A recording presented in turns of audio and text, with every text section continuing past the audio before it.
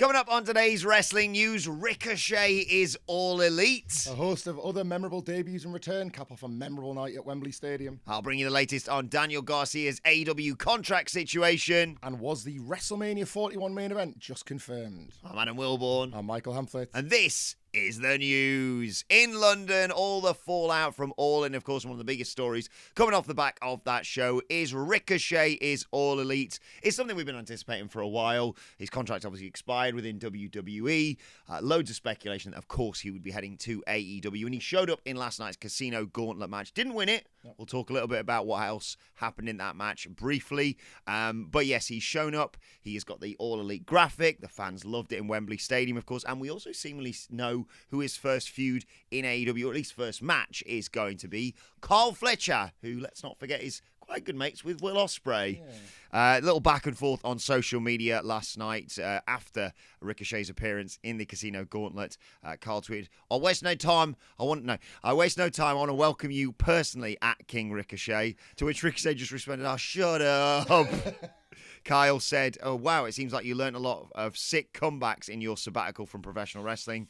Ricochet then wrote, you're just so annoying. I'm trying to keep the interactions between us as brief as possible. Fletcher fired back, you know all about brief, Mr. Speed. And Ricochet said, wait, why is being a champion a bad thing? Plus, I hate to say it, but more people watch those matches than one of yours. But don't worry, I'll change that for you. So yes, it looks like we are getting Ricochet, fingers crossed, in action on Dynamite later on this week. What do you reckon to that, Hamflett? And him, of course, joining AEW. Well, he's obviously taking time off patter as well as wrestling based on that. But ultimately, I think it's interesting that straight away the narrative is that you've been gone from wrestling and now you're back. You've been in the sports entertainment world. Everybody has said that Ricochet has never been permitted to achieve his fullest potential in WWE, especially since he left NXT the first time around. And I think immediately last night, he didn't win, as you pointed out, but immediately that was what it felt like they were doing in the way they booked him. Yeah. He came in 100 miles an hour. It was all high spots.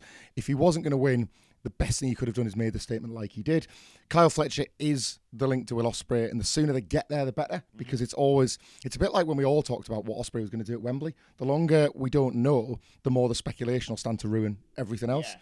So I think the longer they don't do that match, the more people will just be thinking, can they? It's like Ospreay just left him behind. Like what are the levels at this point? I think they'll get to it pretty soon. I wouldn't be surprised if it's like one of maybe their next pay-per-views or just a big Dynamite. They need a number, that sort of thing. It's a massive, massive match because even though it's been years and we saw our own version of it when the ropes fell off, but it was a circuit match for so long. Like, Tony Khan has booked these types of things before. He knows what his audience wants, what his audience remembers and values, and I just think this is a perfect example of that. Even in 2024, like for now at least, like no puns intended with Ricochet's nickname, like the sky's the limit for him. Yeah. This is like he's got a chance here to be, I don't know, like a world title contender, but they've got to be careful with it so soon. Would you say it is a Wrestle Dream match?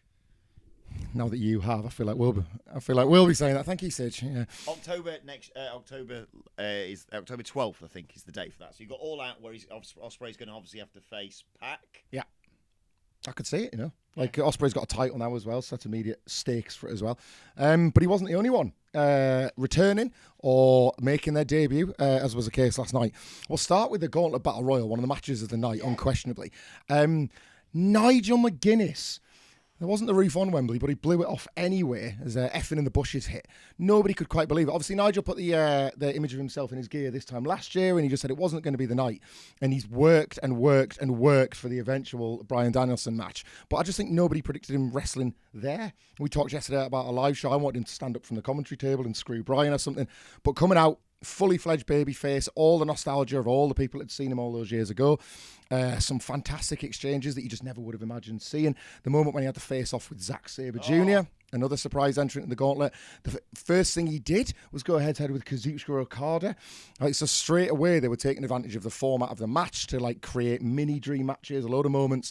And now I suppose the question is what he might do elsewhere within AEW now that I did see Taz griping about potentially having to work Saturdays for commentary. So is that a tease that Nigel's return to the ring is going to be more permanent, a special occasion, but no better place to do that as well. But he wasn't the only one. Grizzled Young Vets made their, I suppose, return to AEW. But it was the last stint was extremely brief, and this couldn't have been any bigger. They came out at the end of the tag team match, teased attacking the Young Bucks, but the Young Bucks powdered, and instead they went for FTR, so they've arrived as heels. we kind of talked about this in the seats at the time, a much needed talent injection in that tag division. The FTR match feels like a natural, but then of course you've got the Young Bucks as champions. Let's not leave out the Acclaimed who are in that match. The Grizzled Young Vets thrived in a division far weaker than the one now in WWE. It's exciting to think what they could do as well. The Stinger was rumoured, of course, to be in London as early as Wednesday this week, I think it was. But as we aggregated in our grubby little way, but it made no difference to the pop on the night. Truly one of the great moments. He did wait until Darby was being set on fire rather than being put in a body bag full of pins and stuff in a coffin. So I guess he was just running late, maybe fixing that hair. But an incredible moment, Seek and Destroy yet again, sort of rattling around Wembley Stadium, just amazing. And I've saved the best till last, in my opinion, even though AEW saved it till first. Yeah. Jamie Hayter made an amazing return. Again, another tremendous pop, the right night, the right place, all that sort of stuff. But on the pre-show, in a beat-down angle where she just basically kicked Paige's ass. Paige brought her grubby little mates to Wembley and family. It was awful as usual. The place really started to stink, and then Jamie Hayter cleaned it up with one awesome sort of babyface attack. Wow. Amazing stuff, but what it might reveal, I guess, is a potential separation of Britt Baker and Jamie Hayter on TV. She was nothing to do with the match later on. Obviously, when she went out injured, they were still very much together on screen. So I guess we'll see how that develops. But yeah, just not making the main card felt odd. Yeah, I was conflicted with the Hayter return because, like you say, I would have assumed if you were going to do it with Camille being there in Mercedes' corner to even the odds you'd have done it there. But even if you weren't going to do it there, if you were going to do it the way that they did do it with Saraya coming out and being like, "Oh, I won the title on this card. This show doesn't happen basically without me." Why wouldn't you just do that on the main card? If it's only you need a 5-minute window. Get rid of Fozzy. However you want to find that time. You could have just done that on the main card. It was a little bit weird. I think me and Sid were at the bar and heard Saraya and heard her saying basically, "I'm the best British female wrestler." It's like, well, there we go. Here it comes. But just a little bit surprising. It was on the pre-show, but fingers crossed. More with her, and I talked about it on the What Went Down video. Okay, let's do Jamie Hayter and Mercedes then. Let's see where that goes. Okay, let's go. Awesome for Nigel McGuinness, like you say, and he's brought back Oasis with him seemingly as well. The Stinger was fantastic. The hair was spectacular. And, the Casino Gauntlet was just awesome, like you say. I think other than the main event, probably my favourite match on the card. And the Royal Rumble has got, I think, a lot to live up to. Yeah. Triple H has not booked good Rumbles, and we've had 3 Casino Gauntlets this year, and they've all totally ruled. Your particular highlight of that? I mean, Ricochet, Nigel McGuinness. Hey, Hanger, how's that acoustic equaliser feel? Don't put your hands on Karen, you absolute rat. Jeff Jarrett getting his moment in Wembley. Well deserved as well. There's a singles match coming. There's also an incredible photo of you doing the rounds on socials. There's 2, thank you. I have put online, thank you for your photos, and a video, thanks to you.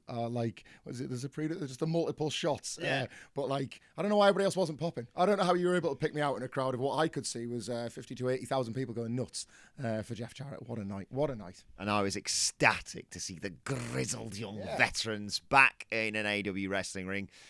Just give Zach Gibson a microphone on Wednesday for me. Give him 10 minutes and everyone shut up and listen. But let's talk about another return that happened on the card. Daniel Garcia costing my best friend Maxwell Jacob Friedman in his, I suppose now former US championship, now back to being the international championship. That match against Will Ospreay, which was absolutely brilliant, by the way. Hometown crowd kind of divided on who they wanted to support. Certainly from my perspective. But yes, at one point it was revealed that Daniel Garcia had returned to stop MJF in his, I'll be honest, cheating ways. But no word yet. Well, there is word, but no confirmation on Daniel Garcia's contract status. Tony Khan addressed this in the media scrum afterwards, saying, "I don't want to necessarily comment on everybody's contract length or status, but Daniel is here. He's been a great part of AEW. It's been about 3 years with Daniel here. Daniel Garcia started with us in Daly's place. He was on a run of shows right back before we went back and started wrestling in front of crowds. He's somebody who's been with us for a long time, somebody beloved by the fans and backstage. We love having Daniel here without saying exactly what's going on. It's a good good sign that he was here, and really great to have him come in and take that next step tonight after what happened with him and MJF and Will Ospreay and being involved in the international title. Great payoff to a lot of storytelling in the recent weeks on Dynamite. So yeah, no confirmation that Daniel Garcia has re-signed, but as we sort of said at the time, you don't bring him back, involve him in one of the biggest matches at Wembley, and not have an inkling at least that he's going to be sticking around. Yeah, like all the right noises being made by Tony Khan there as well, wasn't it? Just as you say, that platform, that moment, that story that's obviously going to get told with MJF as his next immediate feud coming out of this US title thing he's done. Feels like Garcia's sticking around. Like, as young as he is as well, obviously the reason I think his contract talk's been so interesting is because NXT, oddly, is viable, and WWE is viable again for wrestlers as well. It is more of a fertile time for talent to move both ways, which I think a few years ago, certainly 2021 when Garcia was first kicking around, you would have never ever wanted him to go to WWE. Not so much now, but so a real gap for AEW. The potential, I think, reheated as a babyface. It's that thing where we say an old signing is a new signing. Yeah. Like they've got somehow another chance to get it bang right. It hasn't been a catastrophe by any means, but I think each time you've seen Daniel Garcia's push get a certain level, and just fizzle, it always feels like that's another opportunity lost. This is a big sort of chance to reclaim that. And Baptism of fire as well against MJF. God, like they're gonna sort of bloody each other up as they did in the sort of the angle. They've got previous together anyway, I think, and it just it's going to be a big headline story. MJF doesn't really do like mid-card attraction stuff anymore. No. It's always big. It's always like if it's going to be a pay-per-view, there's a chance of it being a main event, or it's going to feel adjacent to whatever's going on in the world title scene. So I expect big things from him. Yeah, lots to look forward to on Dynamite this week. Oh, I can't wait. We are going to briefly switch gears, but only because on such a celebratory post-AEW day, there is a bit of Fed news, so indulge us just a little bit, because it's WrestleMania 41 related. The fairly reliable Scoopster account, Worked Wrestling on X, thank you very much as usual, has come through with a very simple post. It simply says, WrestleMania 41, and the image attached with it is the face-to-face from earlier this year of Seth Rollins and CM Punk. We've been speculating, obviously, on what the main events on both nights of WrestleMania would be. It felt very much like they were building Cody and The Rock for the main event of night 2 earlier this year in Philadelphia. And that, of course, leaves space for a Roman Reigns, for a current world champion Gunther, for a consistently teasing Stone Cold Steve Austin, and a Seth Rollins and a CM Punk, a match that we learned through the WrestleMania documentary was supposed to take place before Punk's injury, before The Rock invented every good idea. It just seemed as if it was always on the docket for this year, and it was going to give both men that vindication they wanted. For Punk, it's this long-standing law of never getting his main event. For Seth Rollins, it was, if I'm going to work with him, I'm going to get every sort of opportunity and every privilege of doing that. And then, of course, what we saw in the end was Seth kind of being dragged over the coals for Cody Rhodes' cause. He's out currently selling the injuries from Bronson Reed, taking a bit of time to recover, and that's helped get Bronson Reed over. The SummerSlam match, divisive as it was, left everything very nicely in play for Seth and Punk down the line. So feels like the smoke to this fire. Yeah, I'm excited to see what they do with this, and especially, like you say, where the titles go. And also, we sort of neglected to mention there could be some amazing women's matches at WrestleMania next year. You know, if they decide to do a split between Bianca and Jade, and maybe even put a title in that match, that could be huge. Just requires Triple H to start booking someone. Yeah. Rhea Ripley, Becky Lynch, the usual Charlotte Flair, the usual names can be chucked around there. But like you say, it was meant to happen this year. Seth versus Punk for the title. That didn't happen. Punk obviously has got the strap match against Drew McIntyre at Bash in Berlin this coming weekend. All turns around very quickly this time of year, doesn't it? And then one would assume they go on to Bad Blood and Hell in a Cell.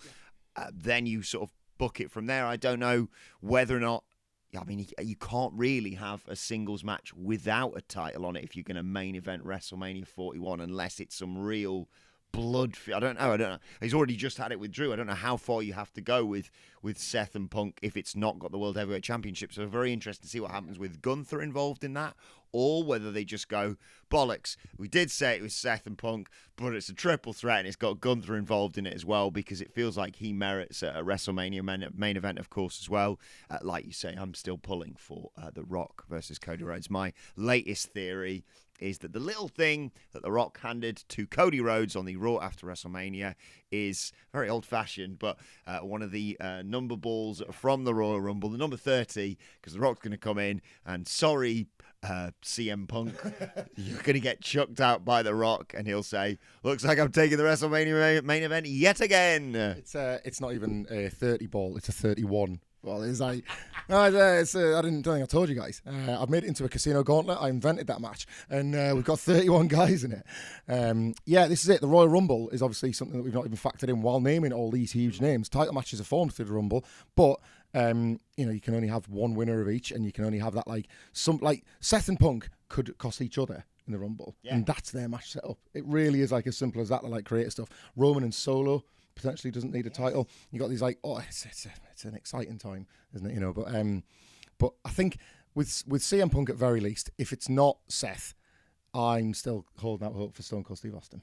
Oh, we can but dream. Obviously, WrestleMania 41 going down in Las Vegas. If you were going to stay anywhere in Las Vegas, where would you stay, Hamflet? I would stay at the beautiful Oyo Hotel and Casino, but especially if they actually replied to my emails and DMs. And I would get in touch with the people who I met yesterday at our brilliant crowd at our live show, who told me that they'd booked up in advance on these recommendations. We are doing business. Let's do it together. Yeah, speaking of business, over 400 people came to our live show yesterday at the beautiful Crystal Club. Shout out also to the guys, obviously, at Sweet Chin Disco. Thank you to everyone who came along. Thank you to everyone who came and met us over this weekend. It has been awesome being down in London for All In. But let us know your thoughts on everything we discussed in the comments section below. Don't forget to like, share, and subscribe. We'll bring you all the fallout from All In the coming days as well.